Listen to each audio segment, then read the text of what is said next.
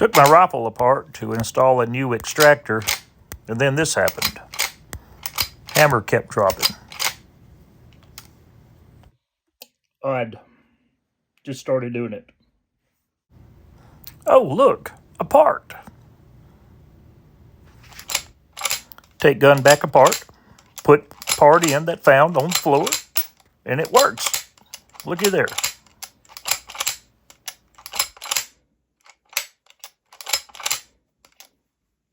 All works now. Extractor works and gun functions just fine. Looky there.